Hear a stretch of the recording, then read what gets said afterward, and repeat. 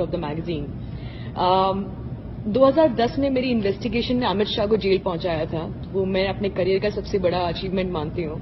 भले ही अमित शाह आज कंट्री के रूलिंग प्रेसिडेंट हैं, रूलिंग पार्टी के प्रेसिडेंट हैं, लेकिन मेरे लिए उनको जेल पहुंचाना is one of the biggest achievements of my career so far. तो उसके बाद उनके जेल जाने के बाद मुझे लगा कि ऐसी बहुत सारी चीजें हैं अबाउट गुजरात जिनको लोगों के लिए जानना बहुत जरूरी है, बिकॉज एक मिथ मेकिंग बन गई थी कि मोदी को क्लीन चिट मिल गई है।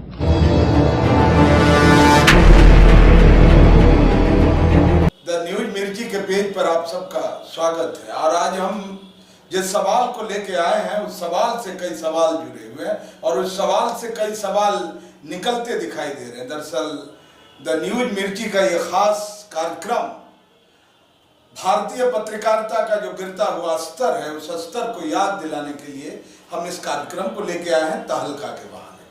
हम अपनी बात शुरू करें उससे पहले आदरणीय रंजीत वर्मा जी की एक कविता, बहुत पहले कभी हमने भोजपुर में उस कविता को पढ़ी थी, उसके 2 लाइन आपसे बताना चाहते हैं, शेयर करना चाहते हैं कि हमारी यह तपी हुई अभिव्यक्ति है उस ताकत के खिलाफ जो हम सब की जिंदगी में सूरज को आने से रोकती और जो तिनके से जला देते हमारा घर, कहते यह रही तुम्हारे हिस्से की रोशनी। अपने हिस्से की रोशनी की तलाश करने के लिए आज हम तहलका के बहाने और इस देश की जाबाज महिला पत्रकार राना अयूब के बहाने और स्टिंग पत्रकारिता के नायक तरुण तेजपाल के बहाने हम कुछ बात आपसे याद दिलाना चाहते हैं। तो कौन है राना अयूब, क्या आप जानते हैं?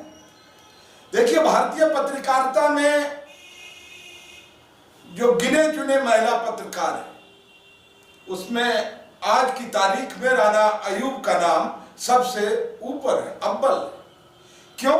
क्योंकि बहुत छोटे से उम्र में उन्होंने एक बड़ा सा फाइल लिया तहलका का और अपने जान को हथेली पे लेके हुए गुजरात गई, अमेरिकन इंस्टीट्यूट, फिल्म इंस्टीट्यूट का एक छात्रा बनकर, और उन्होंने अपना नाम भी बदल ली मैथिली त्यागी।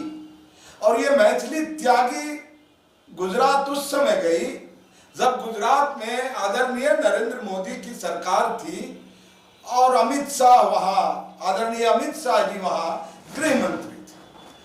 दरअसल राना अयूब तहलका के इस सीक्रेट प्रोग्राम में गई थी, स्टिंग के प्रोग्राम में, लेकिन उसे एंट्री नहीं मिल पा रही थी।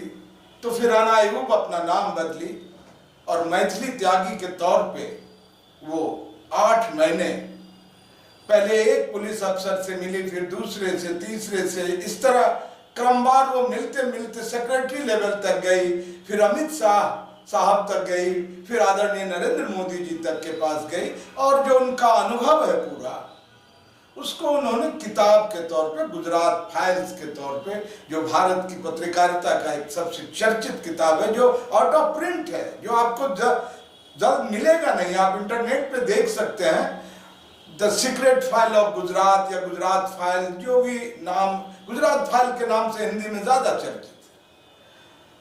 तो कौन है आखिर राना अयूब?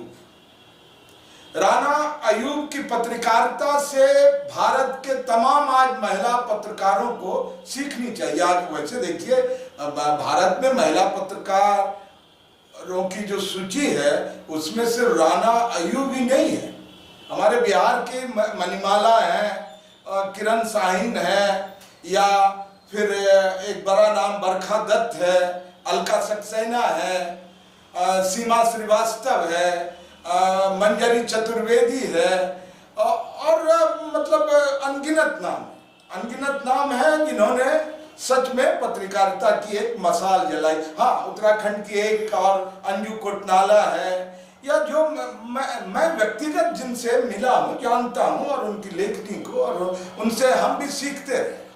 लेकिन राना अयूब के बारे में सोशल साइट पे, मीडिया में, जो भारतीय जनता पार्टी और आरएसएस के प्रचार तंत्र है, उन्होंने क्या क्या नहीं उड़ाया कि ये वहाँ की रहने वाली है, ये पाकिस्तान की रहने वाली है, तो वो ये की, तो वो ये की, तो ऐसे की। दरअसल राना अयूब मूल रूप से रहने वाली जम्मू कश्मीर की है, श्रीनगर की रहने वाली है और इनकी पूरी पढ़ाई लिखाई स्कूलिंग श्रीनगर में हुई और फिर उसके बाद देश के का जो सबसे बेहतर यूनिवर्सिटी है इस देश का, ये भी आप लोगों को बता दें कि इस देश का सबसे नंबर 1 यूनिवर्सिटी जामिया मिलिया इस्लामिया विश्वविद्यालय है और उसके मास कम्युनिकेशन से राना अयूब ने पढ़ाई की और वहाँ से पढ़ाई करने के बाद वो तहलका में आई और तहलका में उसकी मुलाकात तरुण तेजपाल और तरुण तेजपाल के साथ एक सोमा चौधरी नामक एक पत्रकार, एक महिला पत्रकार थी। दरअसल तहलका में कुछ दिन मैं भी था, मैं इसलिए था तहलका में, हिंदी तहलका में मैं थोड़े ही दिन रहा और मैं बिहार झारखंड का प्रभारी के तौर पे रहा और मैं यहाँ 2 लड़के एक निराला नाम को मैंने झारखंड में अपॉइंट किया था और फिर एक महिला पत्रकार थी। मैं कुछ ही दिन रह पाया, मैं सिर्फ इसलिए कुछ दिन रह पाया, उस समय मैं थोड़े दिन के लिए वो दैनिक जागरण में था, वहां से छुट्टी लेके, तो सोमा चौधरी हमें शुरू से ही और उसके साथ एक संजय दुबे नाम का व्यक्ति था, वो शुरू से ही मुझे उस संस्थान में संदिग्ध लगते थे और ये हस्र ही भी हुआ। आज जो तरुण तेजपाल जो बदनाम हुए या तरुण तेजपाल जो सलाखों के भीतर गए, उसका एक बड़ा कारण तहलका का आपसी कला है। तो राना अयूब ने तहलका भी इसलिए छोड़ी कि वो जो अंडर कवर स्टोरी करके गुजरात का लाई थी, गुजरात फाइल्स का, उसको पब्लिश नहीं होने दिया गया, जिसे बाद में किताब का शक्ल दिया गया। हम कहना यह चाहते हैं, हम बताना यह चाहते हैं इस देश में कि अगर सचमुच पत्रकारिता के साथ जीवित हो जाए तो बहुत कुछ होगा, बहुत कुछ हो सकता है, बहुत कुछ परिवर्तन हो सकता है। लेकिन आज भारतीय पत्रकारिता सत्ता के टुकड़ों पर पलने वाले वैसे पत्रकारों की फौज है जो न सिर्फ झूठी बातें, झूठी खबरें, न झूठी अफवाहें फैलाता है, बल्कि वो बेवजह का जन विरोधी पत्रकारिता करता है। तो राना अयूब ने पूरे हिंदुस्तान को वैकल्पिक पत्रकारिता का एक नया रास्ता दिखाया और इसमें मैं तरुण को भी मानूंगा। तरुण तेजपाल पहले इस पूरे दक्षिण एशिया के अंग्रेजी पत्रकारिता को छोड़कर हमारे आदरणीय चाचा पद्मानंद झा जब के साथ वो इंडियन पोस्ट या इंडियन एक्सप्रेस में हुआ करते थे, तो तरुण से हमारी थोड़ी मित्रता हुई और हमने उन्हें बिहार बुलाया था। और आपको ये जानकर आश्चर्य होगा कि बिहार में हर राजनीतिक दल के लोगों ने तरुण का ऐसा सम्मान किया कि जहां हमने कार्यक्रम को रखा था जगह नहीं बची थी। तो तरुण इसलिए कि तरुण सच के साथ चलता था और तरुण तेजपाल वो पहला पत्रकार है हिंदुस्तान का जिसने पहले ही बता दिया था कि भारतीय जनता पार्टी का जो अध्यक्ष है बंगारू लक्ष्मण, वो किस तरह नोट लेता है, किस तरह पैसे लेता है और इस स्टिंग से तहलका पूरे देश में, दुनिया में स्टैब्लिश्ड हुआ था। फिर तरुण ने एक नए स्टिंग के साथ आया जिसमें दिखाया गया था कि किस तरह सेना में, आर्मी में रक्षा मंत्रालय के तहत कौन सा जैन और किस तरह की लाइजनिंग होती है। तो ये पत्रकारिता है, ये रिश्ता। तो राना अयूब की पत्रकारिता को हम सलाम करते हैं, हम सब सलाम नहीं करते हैं, भारत की जनता सलाम करती है कि राना अयूब आदरणीय नरेंद्र मोदी जी जब मुख्यमंत्री हुआ करते थे और हमारे आदरणीय अमित शाह जी जब गृह मंत्री हुआ करते थे गुजरात के, तब रिस्क लेकर जो खबरें लाई वो एक सुलगता सच है। तो आप इसी तरह हमारे साथ बने रहेंगे। हम तहलका के बहाने आपको याद दिलाना चाह रहे हैं कि आप सच का इस घुप अंधेरे में सच का कंदिल जलाइए, सच की मसाल जलाइए और राना अयूब के उस किताब को से जरूर गुजरिए।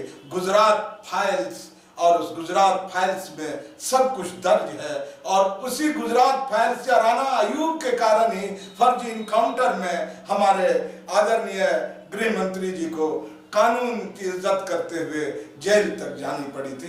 बस बने रहिएगा न्यूज मिर्ची के साथ, हम आएंगे इन्हीं दहकते सवालों के साथ आपसे हर बार रूबरू होंगे। बहुत बहुत धन्यवाद।